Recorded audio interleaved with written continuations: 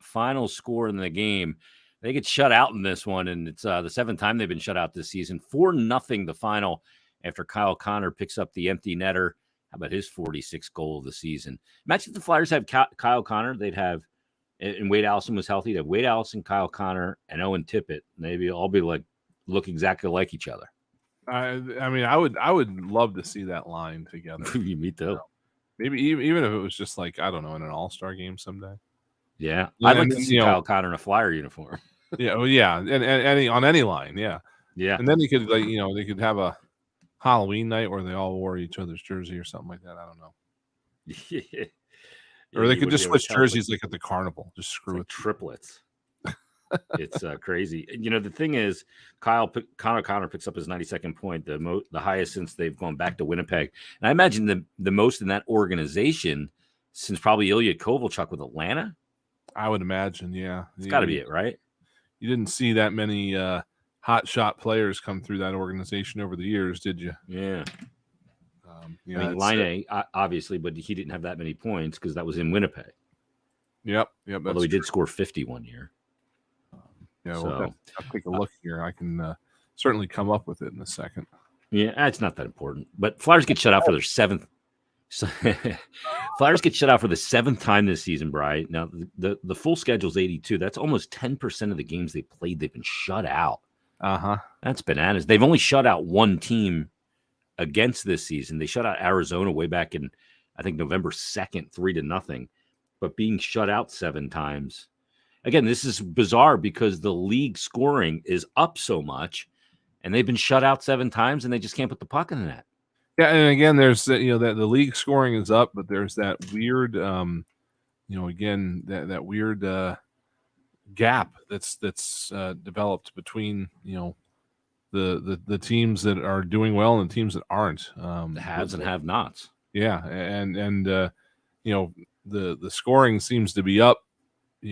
Obviously for the teams that are doing well against the teams that aren't. There's a lot more of these 8-2 games and stuff like that happening this year than there have been. So I don't know what the reason is for that. I don't know if it's still a byproduct of COVID or what have you. But it's definitely something that's not normal. And the Flyers, you would think would and again, that's where the injuries kind of come in. You got scoring is up, and but you've got inexperienced guys in your lineup for so much of the year because of all the injuries. Your scorers weren't there to take part in it, really. Giroux obviously was the top scorer on this team, and he hasn't played on it since March 17th. So, it's unfortunate, but hopefully they'll be able to take some advantage of it next year. Yeah, just some of the numbers from the game. Flyers outshoot the Winnipeg Jets 34-26. Eric Comrie, full value for the shutout. And he was a really highly sought after goaltender when he was coming into the league, and just hasn't gotten his legs under him a whole heck of a lot. But first NHL shutout for him, played his first game back in 2017. Faceoffs were dead heat, 25 aside. Hits in the game, I think this has got to be a mistake. 9 hits for Winnipeg and 6 for the Flyers. And there's more hitting in a figure skating competition. That's the way it was scored. Yes. Again, that can't be right. I get the feeling from the way Timmy and Coatsy were calling the game that it's probably closer to accurate than not. That being said, we have seen issues over the years where, like, I could tell you for about a 10-year stretch, the Flyers' top 10 fewest giveaway games, most of them were in New Jersey because that crew scored it differently than the rest of the league. So maybe that was a little bit of the case tonight, but also maybe it was just, again, one of those games because it was, we certainly kept hearing the guys saying nobody's hitting anybody. So that's crazy. 15 total hits. Right. I mean, that's just that's an all-star game. That's a couple of teams playing out the string. The answer to your Kyle Connor question, you got one of them right. Ilya Kovalchuk did it twice. Yep. Actually, I'm sorry. He had 91 points one year, so he's done it once. And then Marian Hossa twice. Yep. And Mark Savard was the other guy. Oh, really? Savvy. Points. That 05-06 season, Kovalchuk 98, Savard 97, Hossa 92. Wow. That was a pretty effective line. I forgot that Savvy played there. Yeah, I did too. And it's funny because and you look at that again, same year, same team. Hossa 92 points plus 17, Kovalchuk 98 points minus 6. Yeah, that's not an accident. That's a common denominator with a lot of the great Russian scorers. Right on brand, right? Yep, huge offensive numbers, negative and plus minus. Yeah. Let's take a timeout. We'll take a timeout and we'll look at Friday's game against Ottawa, which will wrap up not only the month of April, but it'll wrap up a season. We're back after this on the BetRivers.com Flyers Broadcast Network.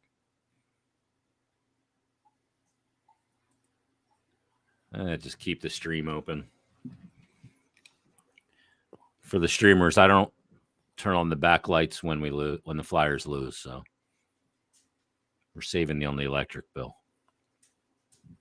Fade away. I'd have no desire to go see The Who with an orchestra. Well, that, but it's probably The Who. It's Pete Townsend and Roger Daltrey. What's going on, stream people? Oh, man. And then there was one.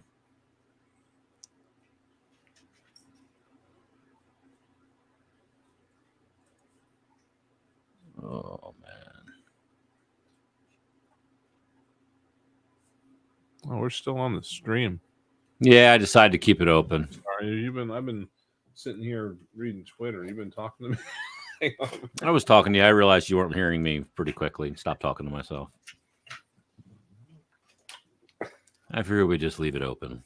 Say hello to the people. Hello, everyone. Hello, everybody. Hey, everybody. Somebody says we have stones for doing a post-game show. Yeah. We're also to contractually an 18-wheeler. Yep. Oh, man. I opened up my studio's like in the top of my garage. Mm-hmm. So the room that I'm in. I know it doesn't look like a garage. My garage is 20-foot ceiling, so it's a lofted space. Okay. And it's like so cold and windy tonight. I got the garage door open, the studio door open. It feels like fall. It does. It's nuts. This is not it's crazy. April 27th weather at all. At least not here. It's like what Winnipeg should be like. Yeah, it's like early March weather. Mm-hmm. Mm-hmm. I've had enough of that. Mid-October weather. Yeah. I have had more than enough of that. Now, we had a contractor in last week and again today looking at our reno. So the paneling here will be a thing of the past after this podcast here tonight. Wow. Be spicing this space up a bit. Yeah. So I love the studio. Like this home studio is fantastic. Yeah. So great. It's 207 square feet. That's plenty. Yeah. It's so chill up here. And there's no kids. All right, let's come back here. You doing the game Friday, Ty? Okay. All right.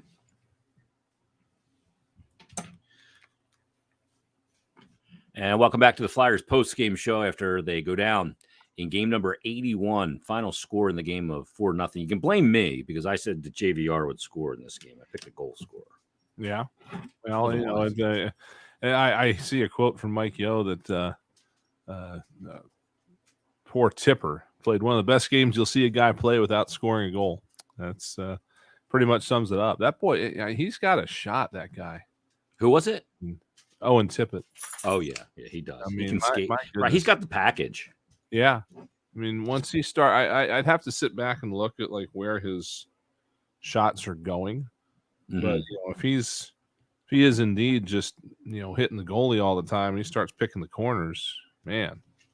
He scored at every other level. There's no reason to think that he's not going to do it at the NHL eventually. Yeah. They need to find somebody over the summer to work with him on finishing. Yeah, he's got to figure out the goaltending, maybe figure out what's the common denominator there. There probably is one. It's not just bad luck, I wouldn't think. No, I mean, sometimes it can be. You can have a shooting percentage is like 6%. You're going, what? This guy's a career 14% shooting percentage guy. How's he? Right. And then it turns around. I mean, look, if you want him to gain confidence and you want to take care of that in the offseason, I am very cheap. He can come, I'll go out and he can shoot on me, and I guarantee he's going to feel a lot more confident. Well, I thought they got that mannequin goalie there. I thought his name was Jason. Am I wrong? Is that right? I think so. Yeah, he moves better than I do, though. That thing was sitting in the net once for about I looked at it for a good solid 10 seconds trying to figure out who it was before I realized it wasn't moving. Yeah, it's just really well done. It's got equipment on and everything, right? Yeah. Yeah. It's made of. I actually got to look at it. It's made of like 2x10s. And, it's dressed up in real gear. It's got like one guy's old pads, another guy's old blocker, somebody's old mask. It's got an old Robert Esch Gagne pads and yeah, something like that. So it's probably got nicer equipment than I have. It probably does. Yeah. Unbelievable. So the Flyers will be back to finish it up on Friday, 7:00 at Wells Fargo Center. We'll have pregame for you on 97.5 The Fanatic and the Flyers Broadcast Network, beginning at 6:30, and it'll be the Flyers and the Sens. And that will pretty much determine where they're going to fall in this draft lottery situation. So we'll see what happens on Friday. But we'll put a bow on a season that, frankly, the end can't come quick enough. Yeah, it's going to be awards night. So that's going to happen. Does that feel weird to you? That we're going to give awards out for this season? Yeah. A little bit. I mean, some guys are deserving, like the Barry Ashby and the Yannick Dupre, class guy, those things. Most improved, like I get that. Like I just don't know about an MVP. Right. And again, I voted on it. There was I didn't abstain. But minor controversy over that, but I don't know. Well, yeah, Sam got crazy. How you do Drew, not on the what ballot. Sam wanted to do, but yeah, I mean, it's going to be. I don't know. I don't know if funeral is the word, but it's going to be. This is a celebration of life. Yeah, anticlimactic, for lack of a better term, I think. And they'll get to, they'll hopefully get to go out with a solid game against a team in Ottawa that is, obviously not all that great, and they're better than the Flyers this year. But that's because they've been pretty well of late, though. To be honest with you, I don't know exactly what they've been doing right. They've won 4 straight. Yeah. So yeah, it's and again.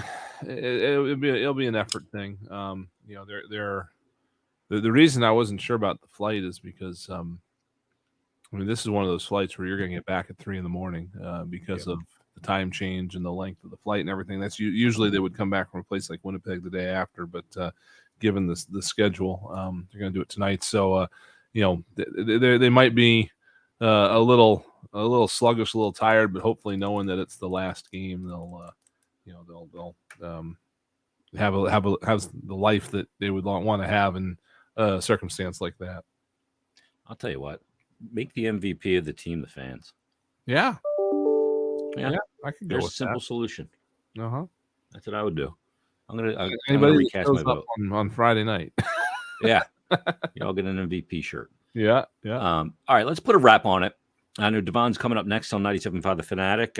Let's thank a few people before we get out of here. Let's start with our in-studio engineer, Tyler Zulli. Great job by Ty, as always. Tom Alvord on highlights for Tim. There's the cat's tail. Oh, my For goodness. Tim Saunders, Steve Coates, Brian Smith. I'm Jason Martinez. You've been listening to Philadelphia Flyers Hockey on the BetRivers.com Flyers Broadcast Network. Good night, everybody.